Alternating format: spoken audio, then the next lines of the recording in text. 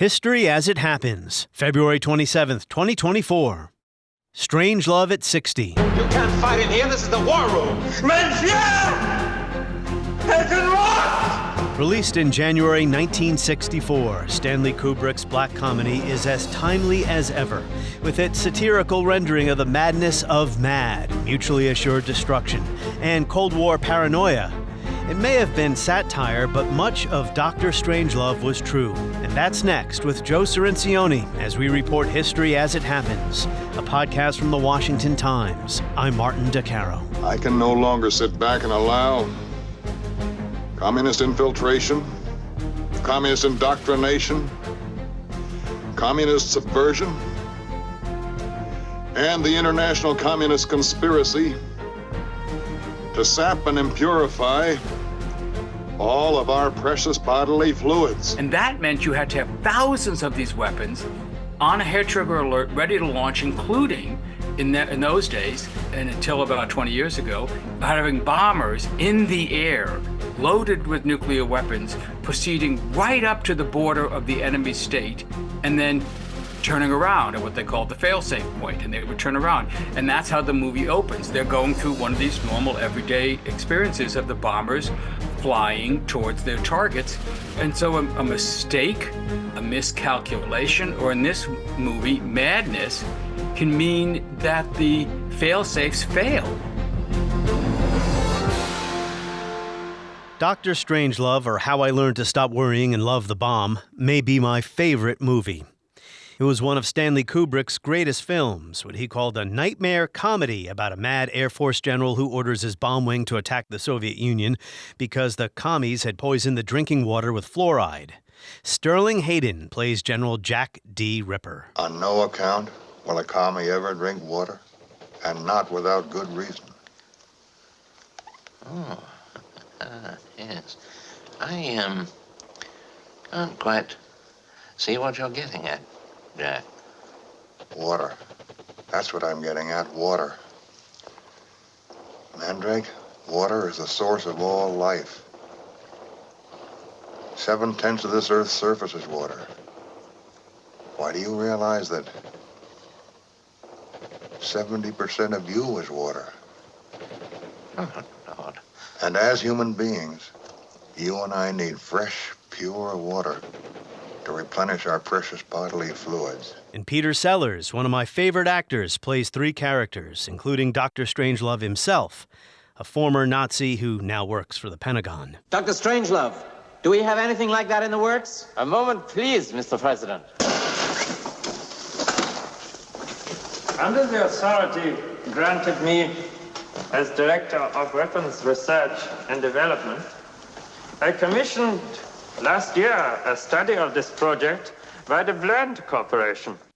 This movie, now 60 years old, is as important as ever because Americans' cultural awareness surrounding the danger of nuclear war has faded as the Cold War has receded in our memories. I mean, how many movies or TV shows are made nowadays about nuclear Armageddon versus, say, climate change or viruses destroying human life? If you watch Dr. Strangelove today, unaware of the cultural milieu in which it was made, you might not get it. But as it turns out, as Eric Schlosser and others have pointed out, much of the material satirized by Kubrick was based on real source material about nuclear attack plans and anti-communist paranoia. And now, an entire episode of this podcast dedicated to this movie that I love to watch. Joe Cirincione is an expert on nuclear arms control and the history of the arms race. He writes the Strategy and History Substack. Welcome back, Joe Cirincione. My pleasure. Thank you so much for having me. You know, I have been dealing with a lot of very, very serious and depressing subjects lately on this podcast, so we're going to have some fun today by, of course, talking, the very bright and cheery subject of nuclear combat. Yeah. It's a certain Washington perversion that finds this subject fun. Yeah. In a way, if you thought about nuclear war all the time, if it was front of mind, if you had it in your head that, yes, actually, with the push of a button, if there was some accident or miscalculation or some mistake, human life, all plant and animal life, as they say in the movie. When they are exploded, they will produce a doomsday shroud. a lethal cloud of radioactivity which will encircle the Earth for 93 years. Well, you'd walk around in a state of fear and paranoia and you wouldn't enjoy life. So I guess that's one of the ironies here, is that we've come to the point where we can we have to, in a way, joke about the madness of MAD, M-A-D. Each scene in the film, when you put them all together, it presents you with this absurd situation, except the absurd situation that you're laughing at, the very real possibility of global thermonuclear war ending human civilization, is very real, very serious. Dr. Strangelove brings home the seriousness of this in a way that's, I find, just irresistible. It is amazing how well this movie stands up. It's hard to believe it was made 60 years ago. The laughs still work. The cinematography still works. It's still deadly accurate. Every time you watch it, you say that you see new things, right? Well, that's true. Last week, I was at the National Gallery in Washington here at an exhibit for Mark Rothko, the abstract painter. And Rothko believed that while the painting is permanent, the viewer brings a fresh set of eyes to it every time he or she looks at the picture. And that's how I feel about Dr. Strangelove. I look at it anew. Let me just give you one example. The general that kicks off this drama, that tricks his air wing into agreeing to launch a nuclear attack on Russia, on the Soviet Union. General Jack D. Ripper. Jack D. Ripper. Well, what motivates him? Well, he's motivated by a theme of government conspiracy, in particular, the effort to put fluoride in our water and take us over from the inside out, these weird conspiracy devices. Well, now you can't look at that and not think about the MAGA movement and the kinds of weird things that people postulate and that drive them to take extreme actions, including attempts to overthrow the government. Yeah, like QAnon, right? What did Jack Ripper say to Mandrake? Fluoridation of water. I'm going to do all my impersonations here, Joe. Fluoridation of water is the most monstrously conceived commie plot we've ever had to face. Do you realize that fluoridation is the most monstrously conceived and dangerous communist plot we have ever had to face? There you go. Well, that was a real conspiracy. Real conspiracy. What do I mean by that? It was the John Birch Society, right? The Birch Society. That's exactly right. That fluoridation of water was a communist plot. So this was real. People really believed it and thought that this was a reason to distrust the government. In fact, even take actions to overthrow it. And of course, Ripper goes further. He believes he has to preserve his bodily fluids. So as he tells Peter Sellers, playing the role of Colonel Mandrake here, I do not avoid women, Mandrake, but I do deny them my essence. Women sense my power, and they seek the life essence. I do not avoid women, Mandrake. Yeah. But I do deny them my essence. Yes. That's right. They're on the floor with bullets flying all over the place because the U.S. Army, and we're going to get into all the plot points here. If anyone's listening to this and hasn't seen the movie yet, your first homework assignment is to go see the movie. It's available streaming. So they're on the floor, bullets flying all over the place, trying to defend the base because the Army has to get in and try to extract the recall code to recall the bomb wing from General Ripper. And Mandrake asks him, where'd you come up with this idea, this theory that the commies had poisoned our water supply with fluoride? And this is what I noticed anew this time around watching it. The sexual undertones or overtones that run through the movie. He says he came to this idea after an act of love. I first became aware of it, Mandrake, during the physical act of love. Huh. Yes, a profound sense of fatigue, a feeling of emptiness followed. And that's when he started to realize that his bodily fluids had been sapped and impurified. So from now on... He felt exhausted, yes. drained. He said, well, yeah. So now he denies women his essence. And that was the recall code, OPE. It was some combination of POE, OPE, purity of essence. Have you ever seen a commie drink a glass of water? Well, no, I can't say I have, Jack. Vodka. That's what they drink, isn't it? Never water. Well, I believe that's what they drink, Jack, yes. On no account Will a commie ever drink water? And not without good reason. So the movie, it is based on a couple of, the source material. There was a novel, Red Alert, and also there was a book by Herman Kahn called On Thermonuclear War. Why don't we start there with what Kubrick was getting at when he wanted to make Dr. Strangelove. He didn't just come up with this idea on his own. He became interested in the idea that a nuclear war could start by accident. Well, this was a very real concern. You know, the United States at that point in time had about 24,000 nuclear weapons, mostly thermonuclear weapons, the kind of hydrogen bombs depicted in the movie. The Soviets were racing to catch up. You know, they had something around 10,000 by that point. When you're talking about these numbers of weapons, each of which is many times more powerful than the bomb that destroyed Hiroshima, you're talking about a war that would be the end of human civilization. And the idea that in order to support the theory of deterrence, which, as Dr. Strangelove explains, deterrence is the art of instilling in the mind of your enemy a fear to attack. You had to present a threat that was so outrageous and that was so certain to be implemented should you be attacked that no one would dare even think about attacking you. Deterrence is the art of producing in the mind of the enemy the fear to attack. And that meant you had to have thousands of these weapons on a hair trigger alert, ready to launch, including in those days, and until about 20 years ago, having bombers in the air loaded with nuclear weapons proceeding right up to the border of the enemy state and then turning around at what they called the fail-safe point, and they would turn around. And that's how the movie opens. They're going through one of these normal everyday experiences of the bombers flying towards their targets. And so a mistake, a miscalculation, or in this movie, madness, can mean that the fail-safes fail. This machinery that you've assembled launches a global nuclear war, and there's nothing you can do to roll it back. And so there was a movie that same year that flopped. It came out after Strangelove called Failsafe, which was a serious take on the same subject. But in that movie, the nuclear missile launch was a computer error.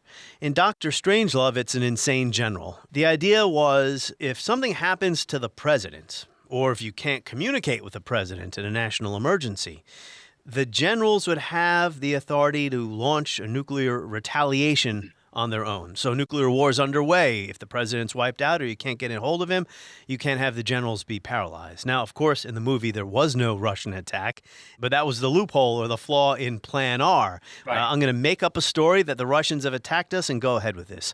Where's the truth in all of that? Right. Well, it's remarkably true. And that's the scary thing about this.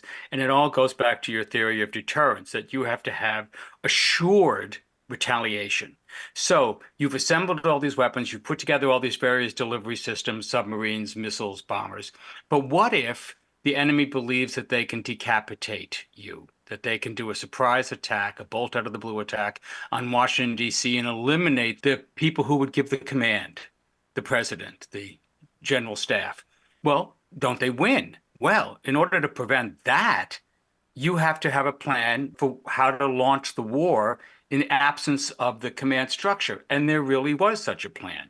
It started to be implemented in the late 1950s, early 1960s. So under the Kennedy administration, basically, this went into effect. It was called Chrome Dome. In the movie, it's Plan R. In reality, it's called Chrome Dome. And what it meant was that on average, about 12 B-52s loaded with nuclear bombs, kept on constant alert. And if they received a go code, they'd go to war. If the command structure was destroyed in a surprise attack, other commanders, many other generals, or in the case of the Navy, admirals, could deliver a go code to their nuclear forces. That system stayed in place until 1968, when a B-52 loaded with nuclear weapons crashed in Greenland, and it was decided that the risks, weren't worth that particular way of assuring mass destruction. So It's very real. Accidents did happen with this system. We came very close on multiple occasions to accidentally tripping into a nuclear war. In reality, there never was a mad general like this, although Jack D. Ripper was, most people believe, largely modeled on the first general in charge of the Strategic Command, Curtis LeMay, That's right. who was a notorious Cold War hawk and really believed not just the ability of the United States to be prepared to wage a nuclear war, but to wage a nuclear war and win it, which is the point of view you see expressed by George C. Scott's character, General Buck Turgidson. Yeah, turgid. He was turgid. That's true. An unofficial study, which we undertook of this eventuality, indicated that we would destroy 90% of their nuclear capabilities. We would therefore prevail and suffer only modest and acceptable civilian casualties from the remaining force, which would be badly damaged and uncoordinated. Curtis LeMay, he ran the strategic bombing campaign against Japan during World War II. You know, to your earlier point about how watching this movie, it holds up so well, I often wonder, though, young people who were born, I don't know, post-Cold War, with nuclear war and the problem of nuclear weapons having faded in our cultural awareness, if they might appreciate the movie as much as, say, well, you or I. I'm not that old, but I certainly remember the 1980s and Reagan and the Soviet Union. It was the joke heard around the world, the one by President Reagan about bombing the Soviet Union, and it resulted in a Soviet red alert, and it became a campaign issue in this country. I've signed legislation that will outlaw Russia forever. We begin bombing in 5 minutes. So I want to talk a little bit about the cultural milieu Dr. Strangelove was made in, was created in. 1964 is just, and the movie came out early in 64. We're talking 14, 15 months after the Cuban Missile Crisis. So the possibility of nuclear war was very much on people's minds, was it not? Oh, absolutely. And by that time, we learned more about the crisis, and we understood that the generals, including the chairman of the Joint Chiefs of Staff, was telling Kennedy he should attack Cuba. Wasn't that LeMay or someone? Well, LeMay was in there in those meetings, so yeah. LeMay was in there. He wasn't the head of the Joint Chiefs of Staff at that point, but yeah, LeMay was in those meetings. What we now know is that not only did Russia have missiles secretly deployed in Cuba, but they actually had over 100 nuclear warheads that could have been fitted to the missiles. So if Kennedy had listened to the general's plan and attacked Cuba, there would have been a nuclear attack launched from Cuba in retaliation, which the U.S. would have had to respond to, and then we'd be off to the races, just as Dr. Strangelove depicts. So yes, this is the milieu we're operating in, where the entire world was scared to death by what had just happened in those 13 fateful days of October 1962. So you mentioned Chrome Dome. You'll remember in the movie, there's a hilarious scene there in the war room. President Merkin Muffley, played brilliantly by Peter Sellers, who plays 3 characters in the film, including Dr. Strangelove and Cobalt Thorium G. He also plays Group Captain Lionel Mandrake. Well, anyway, President Muffley is sitting there asking General Turgidson, what the hell is going on here? And Turgidson has to explain to him what Wing Attack Plan R is. Well, perhaps you're forgetting the provisions of Plan R, sir. Plan R? Plan R is an emergency war plan in which a lower echelon commander may order nuclear retaliation after a sneak attack if the normal chain of command has been disrupted. You approved it, sir, you must remember. Surely you must recall, sir, when Senator Buford made that big hassle about our deterrent lacking credibility. The idea was for Plan R to be a sort of retaliatory safeguard. A safeguard? I admit the human element seems to have failed us here, but the idea was to discourage the Ruskies from any hope that they could knock out Washington and yourself, sir, as part of a general sneak attack and escape retaliation because of lack of proper command and control. Well, I assume then that the planes will return automatically once they reach their fail-safe points. Well, no, sir, I'm afraid not. You see, the planes were holding at their fail-safe points when the go code was issued.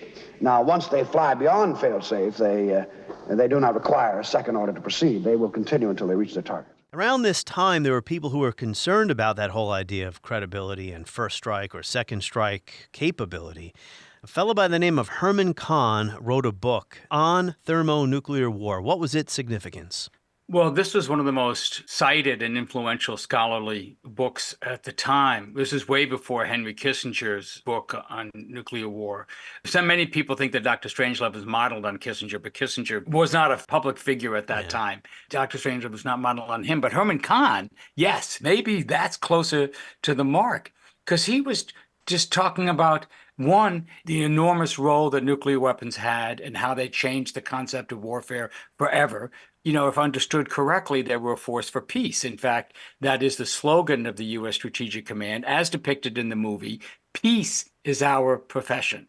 So that's the concept. Nuclear weapons ensure the peace. And in order to ensure the peace, you have to go through this elaborate deterrence decision tree to make sure that the enemy understands that you not only have the power to destroy them, but you are willing to use it, and you absolutely will use it. So that's deterrence. And in the course of this, Kahn then goes through various scenarios where he talks about something short of a full-scale global thermonuclear war, a limited nuclear war, a limited use of nuclear weapons. And these concepts are still bandied about in the debate today about using nuclear weapons, and as epitomized, for example, most recently over whether Putin would use nuclear weapons in Ukraine.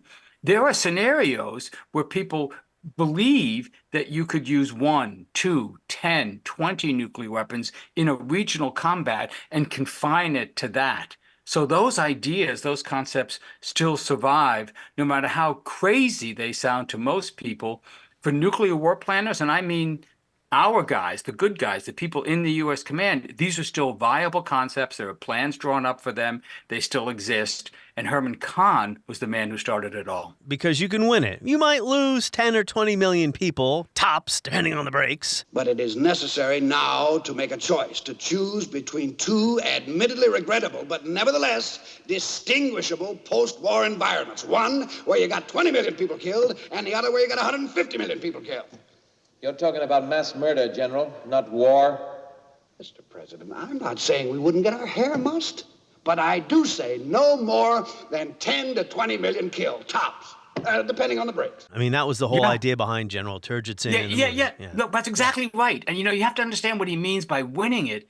And this is the shocking thing that happened to American war planners in the early 1950s, when they started to have all these weapons. They went from 10, 20, 60 in the 1940s to starting to produce them at the rate of 2 or 3 per day. So you had hundreds of weapons entering the arsenal in the 1950s. And what do you do with these now thousands of weapons that you have?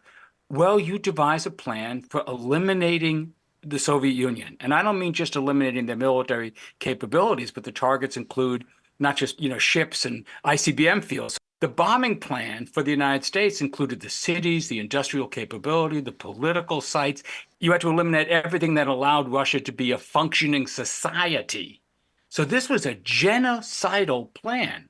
And remember, these plans are being drawn up 8 years, 10 years after we eliminated Hitler and his genocidal plans. And here we are now accepting this as a mode of warfare, in large part because we had the means to do it, and not just over years, but in hours. You could eliminate hundreds of millions of people within hours with a relatively handful of weapons, and this was accepted in the name of deterrence. You had to be able to threaten this in order to, as the Strategic Command motto says, preserve the peace. That's right. Your deterrence can't lack credibility. So General Turgidson says to the president and the others in the war room who are all horrified by this, they want to recall the bombers. Turgidson says, well, since we've already started the war anyway, why don't we just finish them off and send in everything? And that was the idea behind this on thermonuclear war, if you will. I will not go down in history as the greatest mass murderer since Adolf Hitler. Perhaps it might be better, Mr. President, if you were more concerned with the American people than with your image in the history books. So in the movie Failsafe, which is a drama, the mad doctor in that film, played by Walter Matthau, by the way, is also confronted by people who are saying, you're crazy. The mad doctor says, well, no, we have them where we want them. Let's finish them off. And he's told in this very serious movie, well, that's mass murder, that's genocide. We can't do that. Every minute we wait works against us. Now, Mr. Secretary, now is when we must send in the first strike. We don't go in for sneak attacks. We had that done to us at Pearl Harbor. And the Japanese were right to do it. From that point of view, we were their mortal enemy. As long as we existed, we were a deadly threat to them. Their only mistake was that they failed to finish us at the start. And they paid for that mistake at Hiroshima. You're talking about a different kind of war. Exactly. This time, we can finish what we start. And if we act now, right now, our casualties will be minimal. Failsafe wasn't really all that effective, but I thought the idea or the choice by Kubrick to do Strangelove as a comedy and not a drama was perfect. Yeah, well, as you know, he didn't start off that way.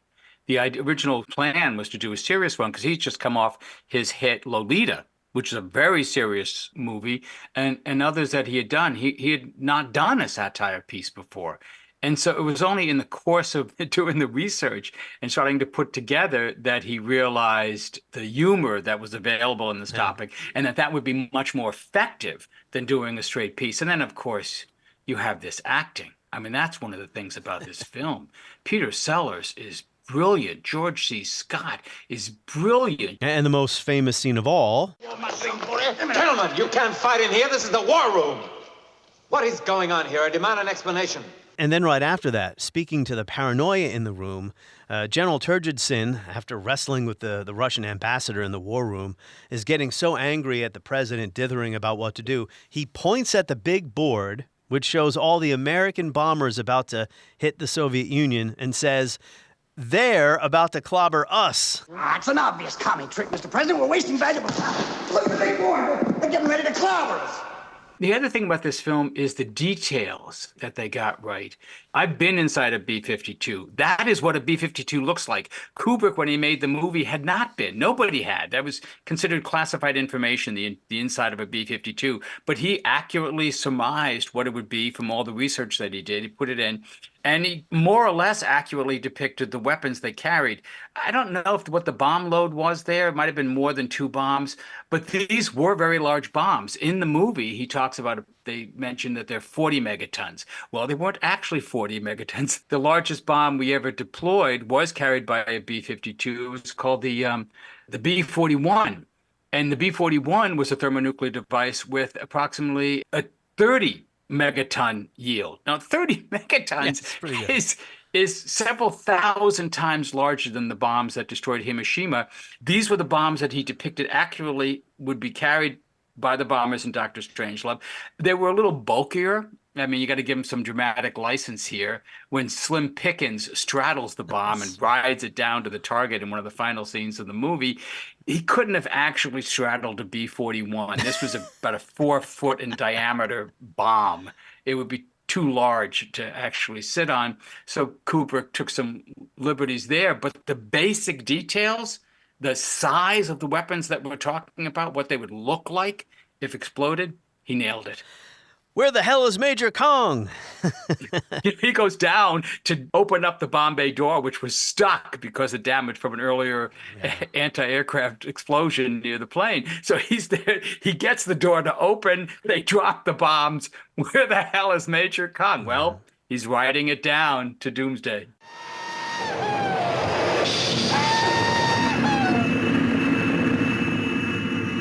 Hey, what about Major Kong?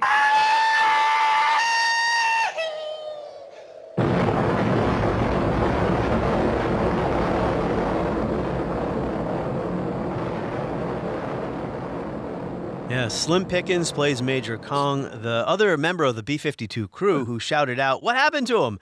was played by James Earl Jones, Darth Vader's voice. That was his first movie in 1964. Kubrick does this. He puts like the classic World War II movie squad together. It's, multi-ethnic. There's a Jew, there's an Italian, there's an African-American, there's a Texan. And they're always eating too and chewing gum. I want to ask you about the Wrigley's chewing gum in a minute. But, we talked about how doing this as comedy was more convincing because the audience might not believe a serious movie showing American generals during the height of the Cold War going nuts and starting a nuclear war. Our American heroes would never act that way. So they do it as a satire, but not everyone appreciated it. Some people said, first of all, this would never happen. This is outlandish. There's no way a nuclear war could start in this fashion. So they were critiquing the accuracy of the movie, but also the paranoia some people were put off by how paranoid the characters were. I don't know. How do you feel about that? I thought it was hilarious. And, there was plenty of paranoia during the Cold War.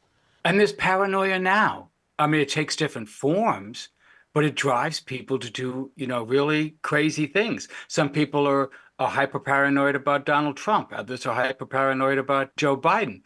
But the effect is the same. It really drives people into extremists. Yeah, if you think your enemy is so dangerous that it has to be eliminated entirely, there you go. That's exactly right. So, the chewing gum. All through the movie, characters are chewing on Wrigley's spearmint, or whatever it is. At least General Turgidson is. I never understood the significance. I've never been able to find anything about this. Do you know why the chewing gum is all through the movie? I do not. No, that's an Easter egg I have not cracked. Yeah, Turgidson puts one piece of gum after another in his mouth while he's sitting in the war room trying to explain to the president what's going on there. That's also when his mistress calls. I told you never to call me here. Of course I love you as a human being. I'm going to make you Mrs. Buck Turgidson. I told you never to call me here. Don't you know where I am?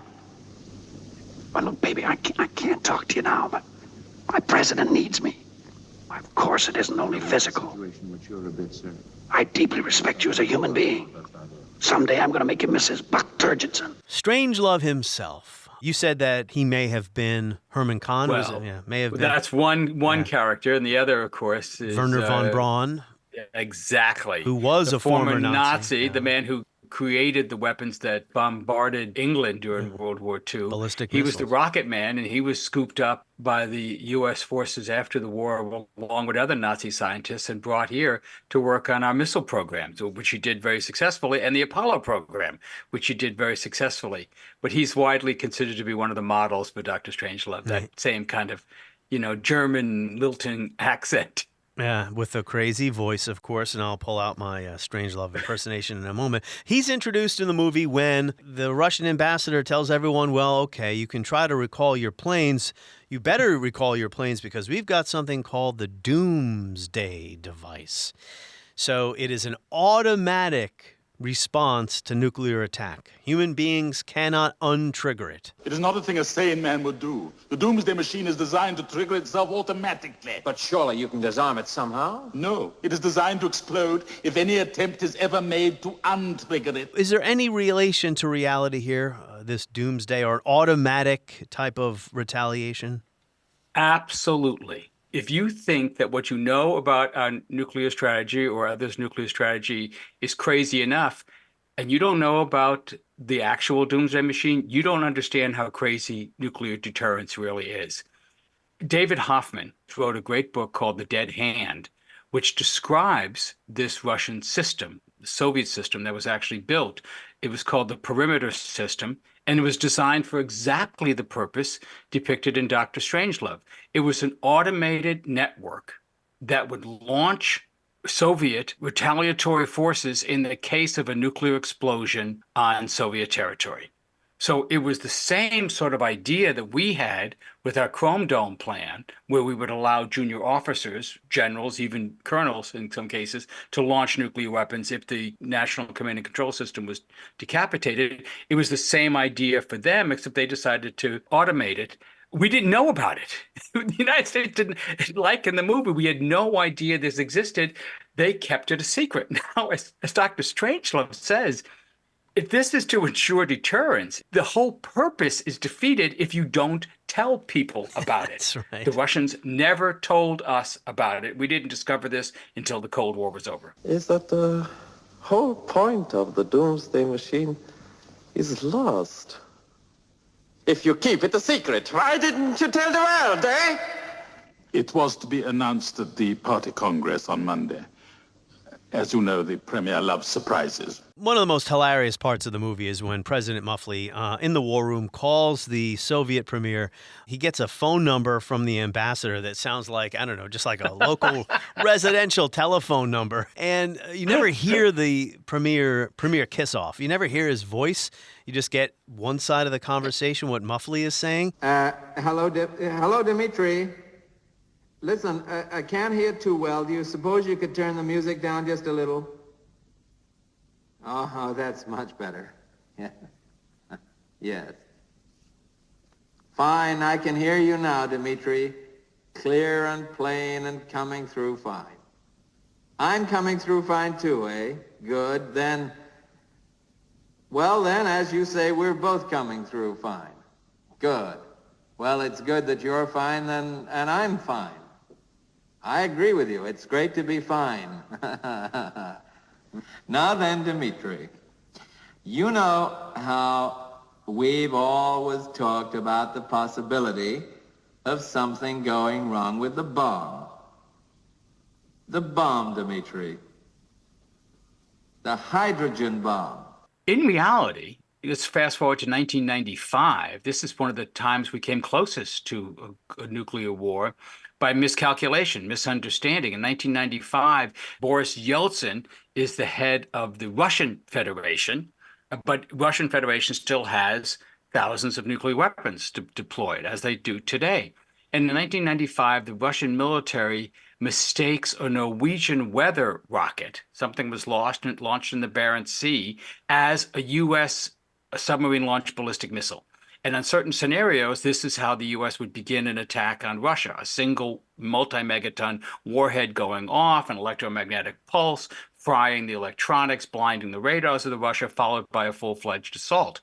And the Russians believe that this weather rocket is that SLBM. And for the first time in nuclear history, they open up the Russian nuclear football, the command and control mechanisms, the codes for launching a Russian war. They tell Boris Yeltsin that Russia's under attack and he has to press the button.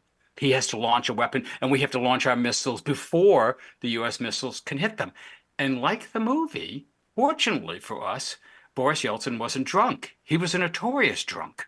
But he didn't appear to be drunk that day, that afternoon. He didn't believe his friend Bill Clinton would actually launch a nuclear war. He didn't push the button. He waited. There was no explosion. Information came in indicating there was a mistake. The nuclear football was closed. We avoided thermonuclear war. Yeah. But you can see how close we can come and how this system designed to preserve the peace can so easily fail and trigger a thermonuclear war that destroys all of humanity within hours. Because the logic of the system is supposed to militate against or eliminate the possibility of human interference in it, right? You don't want a person getting in there at the last second making up his mind about what's actually happening or interfering when, hey, you might actually have to launch this thing and now you're saying you're getting cold feet, right? Doesn't the logic of the nuclear system, as Eric Schlosser wrote in an article, it's institutions, structures, procedures, rationales. That logic is supposed to bring about a managerial system that keeps human beings away from messing with it. Exactly right. And Eric has written one of the best books on this whole subject. It's called Command and Control. They made a PBS documentary about it, but he also wrote an article I think in 2014, talking about Dr. Strangelove and the accuracy. I guess that was for the 50th anniversary. This is one of the most, I think, brilliant insights of the movie, how it's the bureaucratic administration of this genocidal plan. Everything is very simple. Everything is programmed. The crew is trained to follow it by rote. Now, this is actually how the war plans are implemented. These are actually the kinds of procedures that would take place in the chain of command. Once the order is given, you have dozens of people that have to execute it. They're trained and they're drilled on it every day. So as we talk, people are drilling on this and they go through the whole process up to the point of turning the keys, the dual keys that would be required to launch such a weapon. There's no opportunity given for a crew member to question the order or to, say, well, listen, before we do this, shouldn't we double check? No. It's all meant to go as smoothly as possible, as if the humans are just part of the machine. That is depicted brilliantly in the movie. That is actually how it runs to this day. An article from the BBC about Strangelove that I shared with you says Kubrick was shocked by how the expert's professional pride seemed to completely overcome any personal involvement in the possible destruction of their world. Strangelove is the demonic personification of a way of thinking about war, highly intelligent yet bloodlessly abstracted from the reality of human suffering that infected many scientists, strategists, and politicians during the Cold War and has not disappeared. basically what you've been saying here. I have been to the Strategic Command. I've been to the Global Strike Command. I've visited multiple bases. I've crawled in and out of a B-52. I've looked at the B-2s. I've seen all this. And whenever you go to one of these facilities, you can't help feel that pride. These are highly skilled, very patriotic Americans doing their job, and they do it very well. It's only when you get to the level of what are the consequences of you implementing this mission that you realize the underlying insanity of it all. Each individual step, each individual involved can be perfectly sane, perfectly rational. It can make sense to do everything they're doing until you get to the end point and you realize this is completely nuts. What is cobalt thorium G with a radioactive half-life of 93 years? Cobalt thorium G?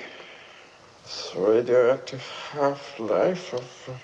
Yeah, so the Doomsday device was coated with cobalt thorium G, which is supposed to basically, create a doomsday shroud. A doomsday shroud. A lethal cloud of radioactivity which will encircle the Earth for 93 years. First of all, you are very good at these accents. I think we should re-record this and you should do more of these bits. But Well, thank you, Joe Cirincione. You can come work for me in my Department of Weapons Development, yes? So I don't know about the thorium G part, but cobalt was a real thing. Cobalt bombs were never actually deployed. I don't know if they were ever built, but the idea was you would take a thermonuclear device. So you have a small atomic bomb that creates the pressure, radiation, and heat necessary to fuse hydrogen isotopes, hydrogen fuel next to it, and produce a hydrogen explosion. That's number one. That's the two-stage devices that most of our bombs are now made of.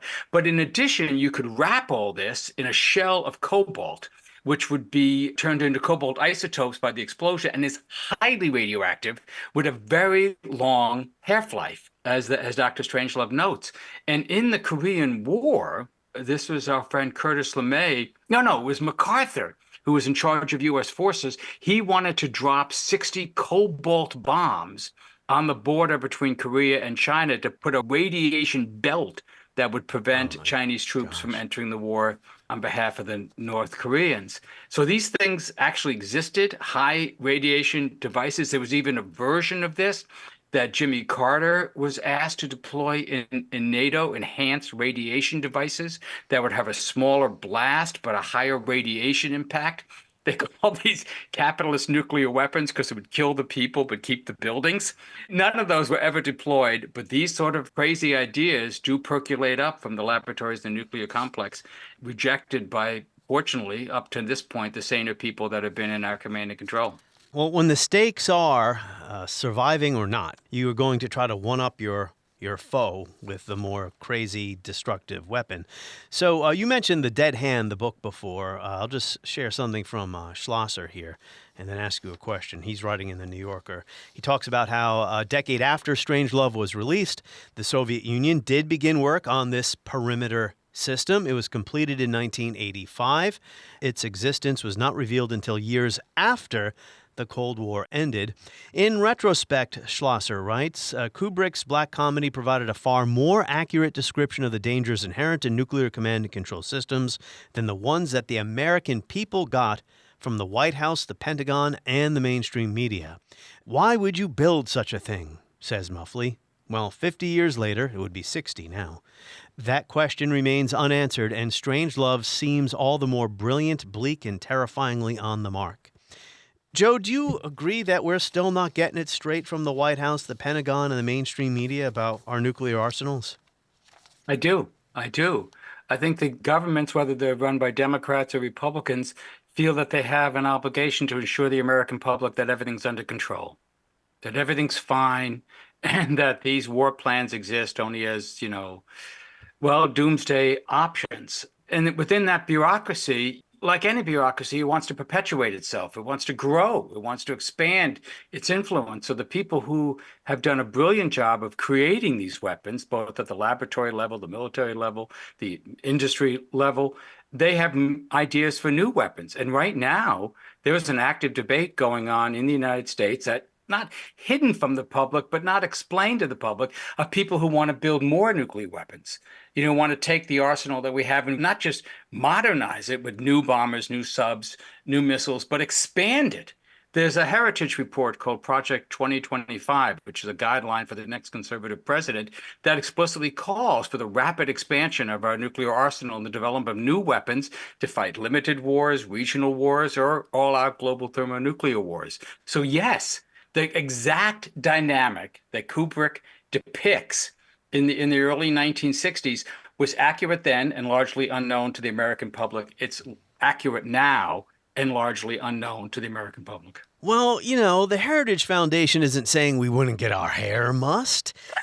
10 to 20 million deaths, tops, depending on the breaks. The movie ends with a classic scene. The Doomsday Machine does go off because Major Kong's B-52 got through the Russian air defenses. They drop the bomb, and that triggers the Doomsday device. So then you see everybody in the war room trying to figure out, well, what do we do now? So they have to, find mine shafts that are deep enough in the earth where they can stay and try to reproduce a society. So in 100 years, their progeny can emerge from the mine shaft and reclaim the earth because, as we know, cobalt thorium-G has a radioactive half-life of 93 years. And that's right. And of course, the people in the mines would be the cream of society, meaning the military leaders, the government leaders. And of course, they'd have to be able to breed. So there'd have to be a ratio of roughly every one man would have for every 10 women. That's right. And the women would have to be picked for their sexual attractiveness because of the great demands that would be placed on the men. So you can see where Kubrick goes with this. Actually, they would breed prodigiously, eh?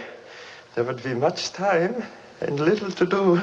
Strangelove is the one who's proposing all these ideas as he sits there, and, he's the former Nazi. He wants to create a new master race, apparently.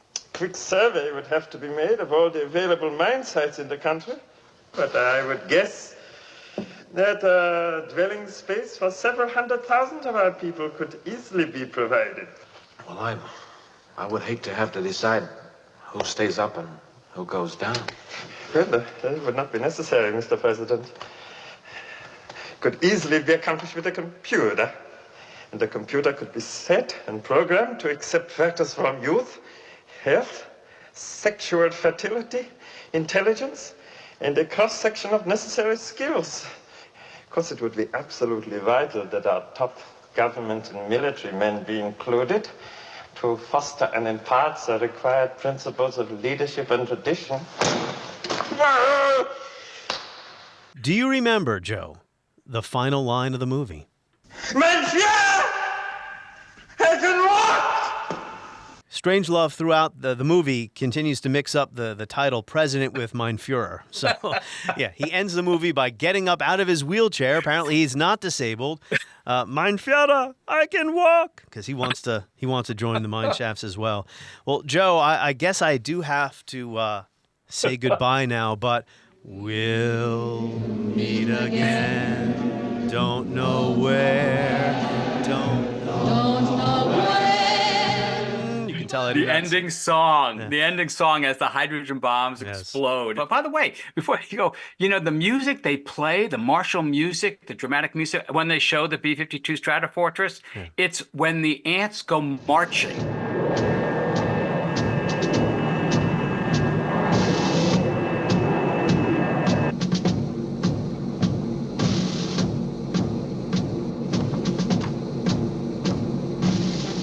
Navigator to captain, approaching target, a distance 10 miles. Switch from green grid to target. It's just commentary on what happens to the human beings who are placed in this bureaucratic nuclear command structure. Streaming on HBO and other platforms. Everybody should watch it. Happy 60th anniversary, Dr. Strangelove. And I know we'll meet again some sunny day in 93 years. But I know we'll meet again some sunny day.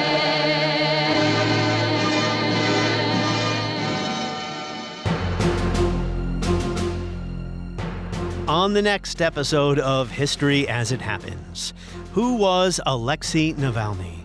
And what does his death in a Russian prison say about late Putinism? That is next as we report History as It Happens, a podcast from the Washington Times.